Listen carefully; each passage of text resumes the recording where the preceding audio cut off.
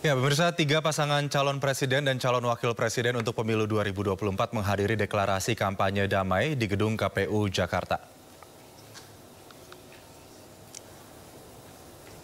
Capres yang diusung Partai Perindo nomor urut 3 Ganjar Pranowo bersama pasangannya Mahfud MD hadir memenuhi undangan KPU dalam acara deklarasi kampanye damai pemilu 2024 hari ini di gedung KPU Jakarta. 2 pasangan calon lainnya juga hadir untuk memulai tahapan kampanye pemilu 2024 yang akan dimulai besok hari. Dalam acara ini KPU juga menerima penyerahan rekor muri oleh pendiri Muri Jaya Suprana untuk rekor kirap bendera peserta pemilu terbanyak. 3 pasangan calon presiden dan wakil presiden juga melakukan penandatanganan plakat deklarasi kampanye pemilu damai 2024 bersama dengan pimpinan partai-partai politik dan perwakilan calon anggota DPD. Komisi Pemilihan Umum telah menetapkan jadwal kampanye resmi untuk pemilu 2024 yang dimulai pada 28 November 2023 hingga 10 Februari 2024. Memasuki masa kampanye untuk pemilu tahun 2024, kita dapat bertemu di sini bersilaturahim dalam rangka untuk melaksanakan deklarasi kampanye pemilu damai tahun 2024 dalam kondisi sehat walafiat. Bapak, Ibu, Saudara sekalian yang kami hormati, pada kesempatan ini adalah momentum yang penting sebagai sesama anak bangsa, sebagai sesama peserta pemilu. Baru saja kita saksikan bersama-sama telah meneguhkan niat dan menyatakan sikap untuk bersama-sama berkolaborasi, bergandengan tangan untuk menyelenggarakan pemilu berdasarkan azas pemilu langsung, umum, bebas, rahasia, jujur, dan adil. Demikian pula ada komitmen yang dinyatakan para peserta pemilu untuk bersama-sama melaksanakan pemilu yang sehat, melaksanakan kampanye yang sehat, tidak saling mengumbar kenegatifan lawan politiknya, tapi mempromosikan dirinya, menunjukkan hal-hal baik dirinya. Karena pada dasarnya kampanye adalah upaya untuk meyakinkan pemilih untuk memilih peserta pemilu karena aspek-aspek positif, keunggulan-keunggulan kompetitif yang dimiliki oleh masing-masing peserta pemilu. Apakah itu partai politik, apakah itu pasangan calon presiden dan wakil presiden. Ibu, Bapak, Saudara sekalian, kami meyakini sebagaimana yang tertera salah satu simbol yang digunakan oleh KPU, pemilu sebagai sarana integrasi bangsa. Mengapa ini kami rumuskan? Di antara yang paling penting adalah nanti pada hari Rabu tanggal 14 Februari tahun 2024 semua partai politik untuk di semua tingkatan, apakah DPR RI, DPRD Provinsi, dan DPRD Kabupaten Kota, pasti saling bersaing, saling berkompetisi untuk mendapatkan simpati, dukungan, dan suara dari rakyat yang bisa dikonversi untuk menjadi perolehan kursi baik DPR RI, DPRD Provinsi, maupun DPRD Kabupaten Kota. Semua bersaing, semua berkompetisi. Namun dalam jangka waktu 35 hari ke depan, sekitar tanggal 20 Maret 2024 sudah ada kegiatan penetapan hasil pemilu nasional. Dalam hal ini adalah hasil berupa perolehan suara semua partai politik untuk semua tingkatan lembaga perwakilan, semua pasangan calon presiden yang ditetapkan oleh KPU. Pada saat itu akan diketahui partai politik apa di DPRD provinsi dan kabupaten mana memperoleh suara dan memperoleh kursi berapa. Ini akan digunakan sebagai modal untuk pencalonan kepala daerah yang dilaksanakan pada tahun 2024. Ukuran untuk mendapatkan tiket dapat mencalonkan pasangan calon kepala daerah adalah minimal perolehan kursi 20% kursi DPRD atau suara sah untuk DPRD di tempatnya masing-masing minimal 25%. Betul bahwa tanggal 14 Februari 2024 saling berkompetisi, saling meraih simpati untuk mendapatkan perolehan suara dan kursi sebanyak-banyaknya. Namun demikian kami meyakini gesekan-gesekan tidak akan terjadi secara keras, karena nanti begitu tanggal 20 Maret 2024 partai politik masing-masing akan sama-sama memeriksa apakah memperoleh suara atau kursi batas minimal untuk pencalonan kepala daerah. Bila tidak, maka kemudian harus mencari partner, mencari kawan untuk berkoalisi atau mendapatkan gabungan dalam pencalonan kepala daerah. Kalau dalam pemilu 2024, tepatnya untuk pemilu legislatif, gesekan kompetisinya keras, pasti akan sulit cari kawan untuk pencalonan kepala daerah. Dengan begitu, kompetisi di pemilu 2024 yang juga berbarengan atau serentak di tahun yang sama dengan penyelenggaraan Pilkada 2024 bisa menjadi modal bagi kita semua, terutama para partai politik, untuk bersaing, berkompetisi secara sehat, karena pada dasarnya nanti yang sekarang ini di 14 Februari 2024 menjadi lawan politik, bisa jadi nanti menjadi kawan berpolitik dalam pilkada. Demikian juga kami meyakini bapak-bapak, para peserta pemilu presiden, para calon presiden, wakil presiden, semua ini bersahabat, semua berteman dan semua bersaudara, bahkan dalam kabinet yang sama, dalam satu periode yang sama. Sehingga sama-sama punya dan tahu persis program-program yang dilaksanakan dalam satu periode. Sama-sama pernah punya pengalaman sebagai kepala daerah, yang pada intinya beliau semua ini adalah aktif di pemerintahan. Dengan demikian, sindir-menyindir juga saya kira juga pasti akan sedikit berkurang. Karena sama-sama tahu titik lemah dan titik kuat masing-masing. Dan yang paling penting, kami meyakini para pasangan calon presiden, wakil presiden niatnya hanya satu, untuk menjaga kedamaian Ibu Pertiwi dan untuk membangun negeri tercinta Indonesia Raya ini. Demikian yang dapat kami sampaikan. Tentu saja penyelenggaraan kampanye dalam waktu 75 hari ke depan, penyelenggaraan pemungutan penghitungan suara nanti, sampai hasil akhir pemilu 2024 tidak bisa dikerjakan oleh KPU sendirian. Kita harus bekerja sama, berkolaborasi antara penyelenggara pemilu, KPU, Bawaslu, DKPP, dan juga peserta pemilu, baik partai politik maupun peserta pemilu presiden, pimpinan pemerintahan, para penegak hukum, semuanya berkolaborasi, bekerja sama dengan komitmen yang sama. Kita laksanakan pemilu 2024 dengan damai. Semoga kita semua mendapatkan rahmat dan mendapatkan ridho dari Allah SWT.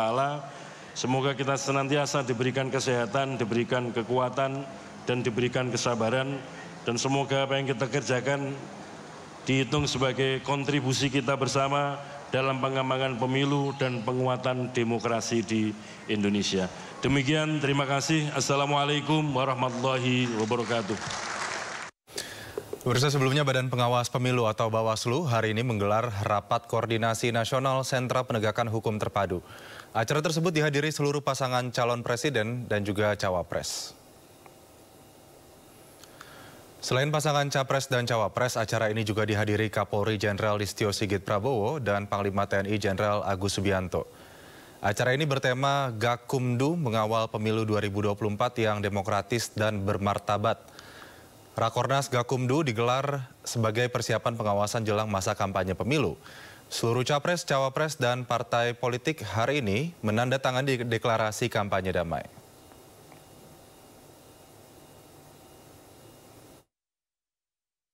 Apa yang tadi dibacakan, apa yang tadi kita torehkan dalam tanda tangan komitmen adalah sebuah ungkapan dan keseriusan dari pikiran, hati, dan tindakan kita.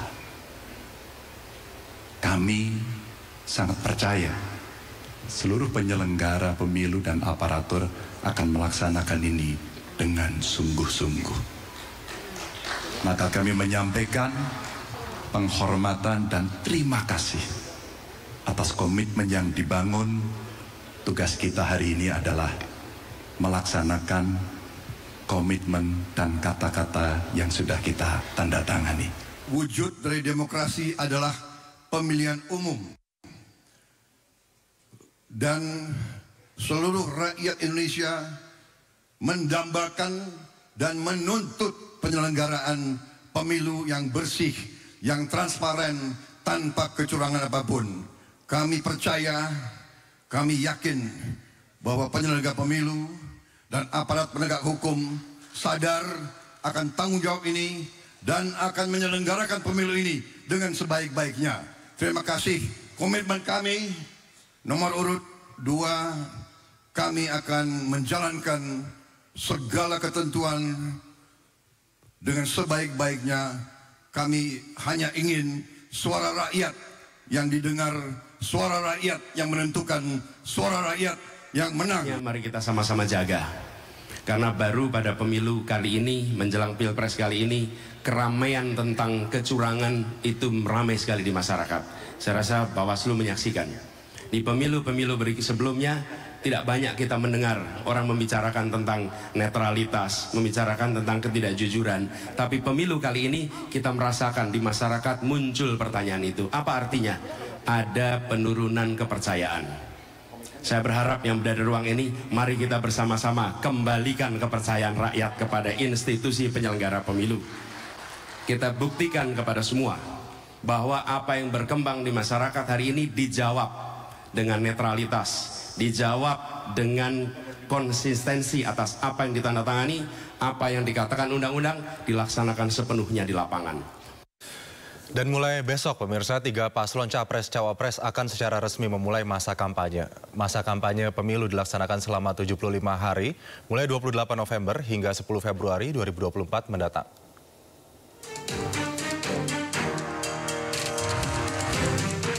Meski hari pemilihan masih berlangsung 14 Februari, namun gegap gempita pesta demokrasi sudah dimulai.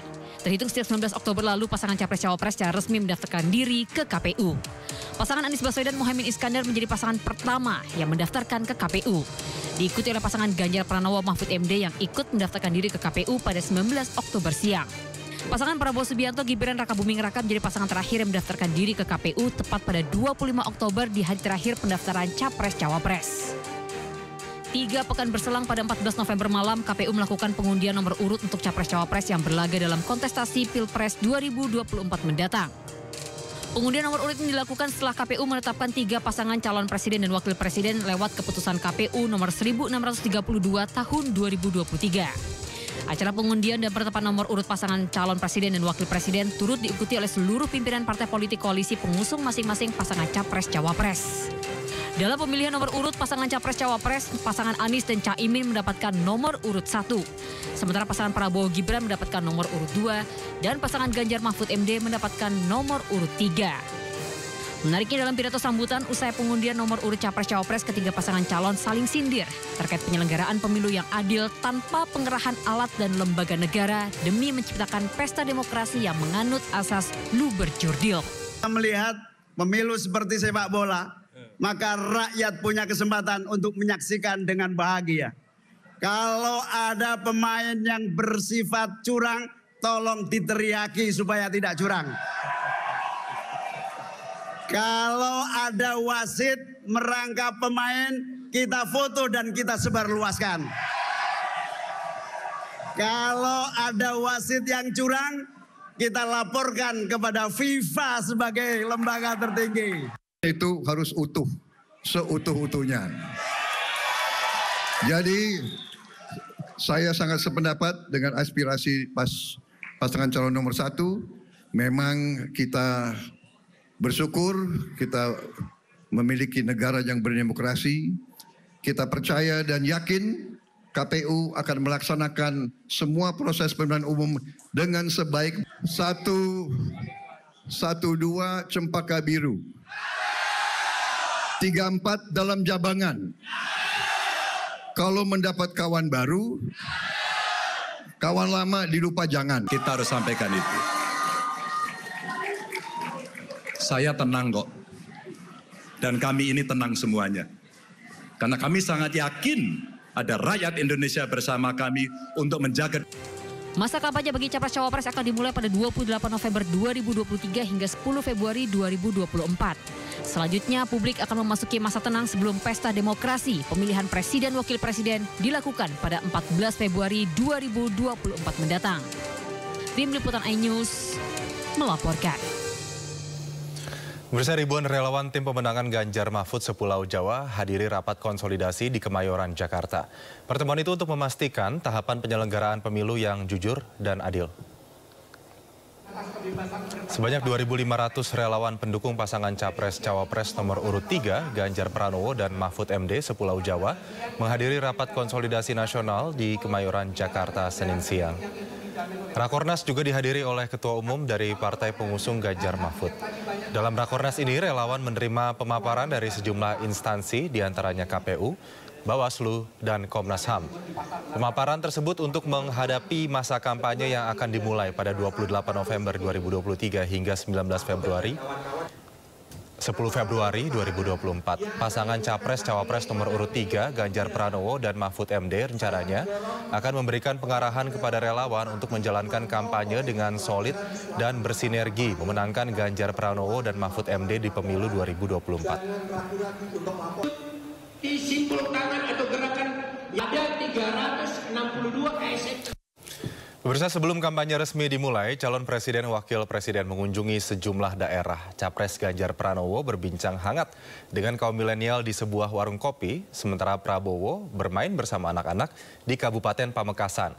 Lalu Cawapres Caimin mengunjungi Subang dan bertemu dengan sejumlah tokoh.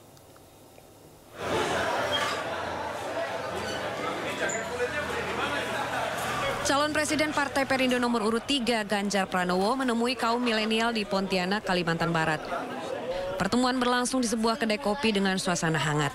Dalam perbincangan akrab antara Ganjar dan pemuda Gen Z, Ganjar mendengarkan ide dan menampung masukan dari generasi muda ini.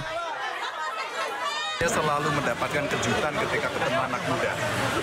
Ada yang kreatif, ada yang bisa langsung perform, menunjukkan bahwa anak-anak muda kita punya talenta.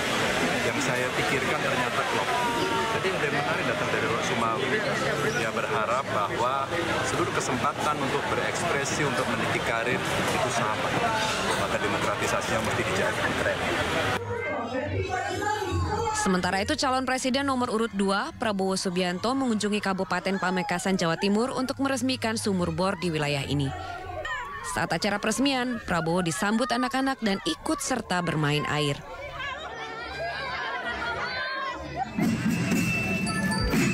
Cawapres nomor urut 1 Muhaimin Iskandar atau Caimin berkunjung ke Kabupaten Subang, Jawa Barat untuk bertemu dengan tokoh Presidium Pamekaran calon daerah otonomi baru. Dalam kesempatan ini, Caimin diangkat menjadi Bapak Pemekaran Daerah dengan prosesi pemasangan noken. Tim Liputan iNews melaporkan.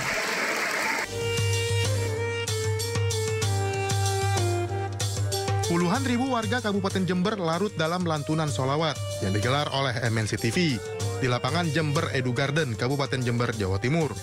Acara akbar sholawat kebangsaan Gema Quran dan sholawat untuk Indonesia Sejahtera ini digelar untuk mendoakan bangsa Indonesia agar selalu aman dan damai. Ini untuk kesejukan batin kita. Ini bersatu lintas partai, lintas golongan, lintas sekte dan sebagainya itu bersatu. Ini kan sholawat kebangsaan itu untuk doa untuk kedamaian, untuk kenyamanan, untuk kesejukan, untuk kerukunan. Itu intinya sholawat itu. Saya tidak perlu ngulang karena Pak Mahfud sudah jelaskan. Yang jelas sangat sukses. Ini banyak sekali, 50.000 ada. Dan yang saya sangat impress, sangat menghargai ya. Sangat santun, tenang, duduk semua rapi begitu. Sholawat yang dihadiri oleh Ketua Harian Nasional DPP Partai Perindo TGB Muhammad Zainul Majdi ini juga diwarnai dengan pemecahan rekor muri. Museum Rekor Indonesia memberikan penghargaan pemecahan rekor muri Khatam Al-Quran oleh 750 qori yang diprakasai oleh Faida selaku Ketua DPW Partai Perindo Jawa Timur. Dari Kabupaten Jember, Jawa Timur, Maria Elizabeth dan Suryadi, iNews melaporkan.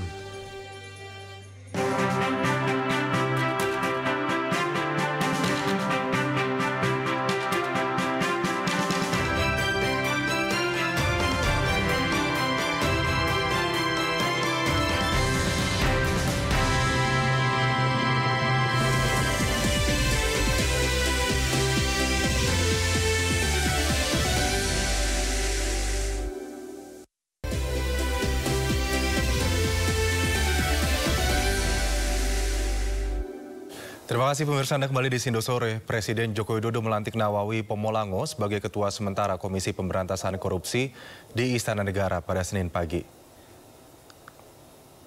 Sebelumnya Jokowi telah menandatangani Kepres pemberhentian Ketua KPK Firly Bahuri dan menetapkan Wakil Ketua KPK Nawawi Pomolango sebagai Ketua KPK Sementara.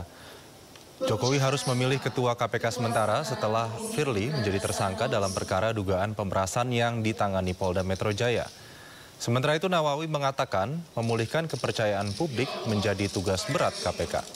KPK juga memastikan penyidikan kasus dugaan korupsi di Kementerian Pertanian terus berlanjut.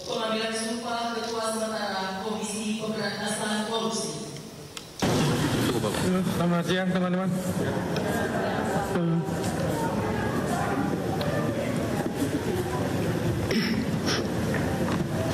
Syukur alhamdulillah pelaksanaan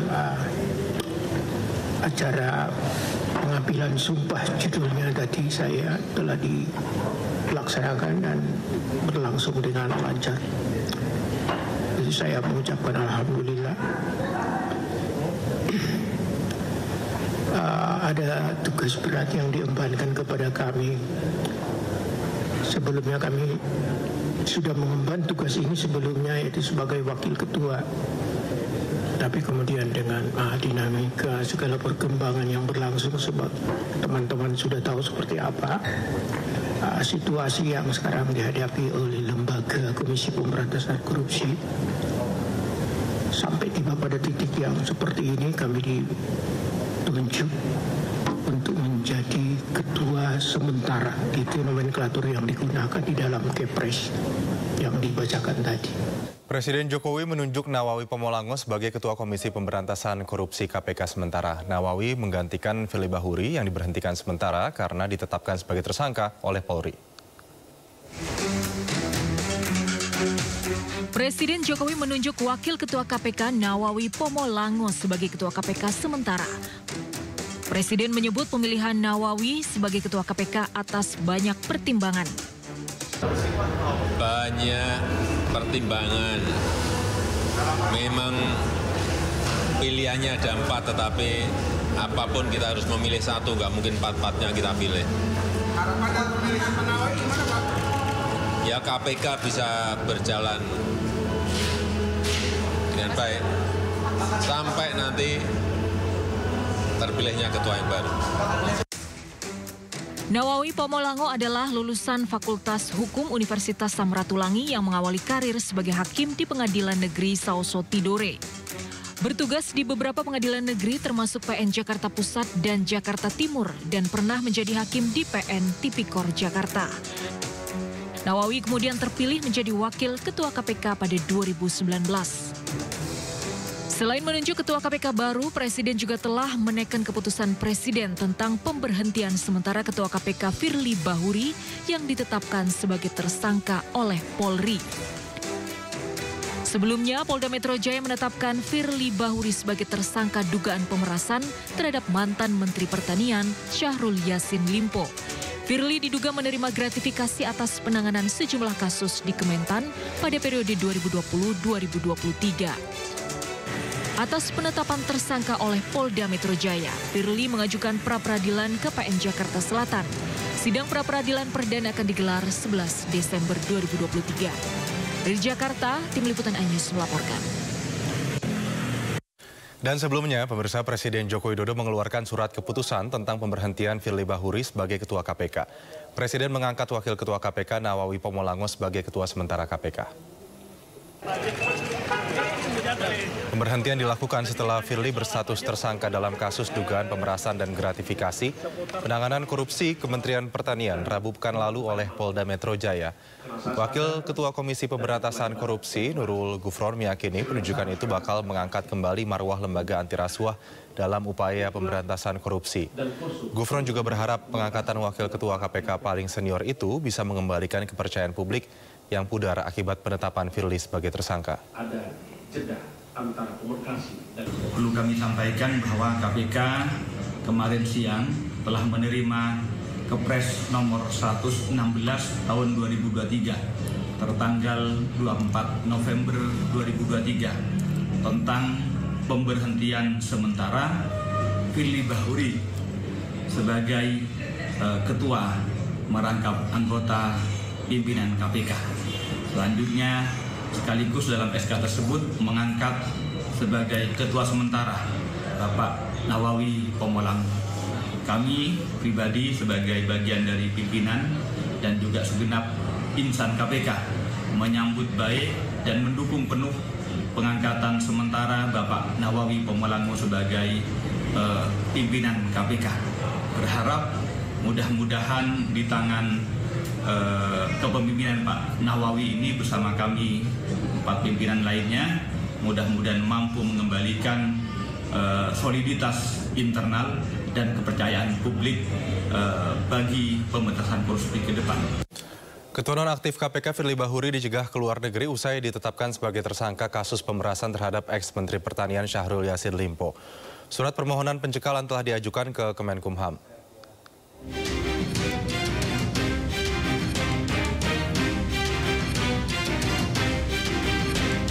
Direktur Reserse Kriminal Khusus Polda Metro Jaya, Kombes Adi Safari Simanjuntak mengatakan surat permohonan telah dikirim pada hari Jumat pagi ke Dirjen Imigrasi Kemenkumham. Ade menjelaskan permohonan pencekalan dilakukan selama 20 hari ke depan guna kepentingan penyidikan. Di mana surat tersebut ditujukan kepada Dirjen Imigrasi Kementerian Hukum dan HAM RI terkait dengan permohonan pencegahan ke luar negeri atas nama tersangka FB selaku Ketua KPK RI untuk 20 hari ke depan. Sementara itu, pasca penetapan tersangka Firly Bahuri, penyidik Polda Metro Jaya juga akan memeriksa sejumlah saksi dan ahli yang dijadwalkan pada awal pekan nanti. Untuk diketahui, Polda Metro Jaya pada Rabu menetapkan Firly sebagai tersangka atas dugaan pemerasan terhadap mantan Menteri Pertanian Syahrul Yassin Limpo. Firly disebut terlibat menerima gratifikasi, penerimaan suap, dan pemerasan terhadap Syahrul dalam menangani permasalahan hukum di lingkungan Kementan. Dari Jakarta, Syahreza Zanki, Dandi Bernadi, Abdul Rashid, iNews melaporkan.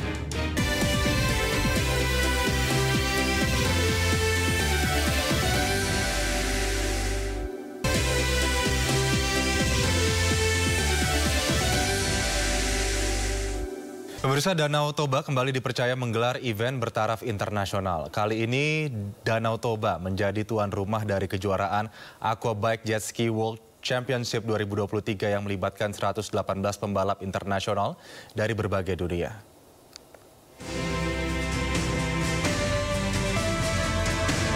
Aquabike Jet Ski World Championship 2023 menjadi energi baru untuk membangun destinasi wisata super prioritas Danau Toba yang berkualitas dan berkelanjutan.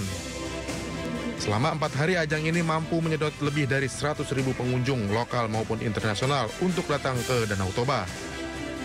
Menparekraf Sandiaga Salahuddin Uno berharap ajang ini dapat memberikan dampak positif bagi sektor pariwisata dan ekonomi kreatif.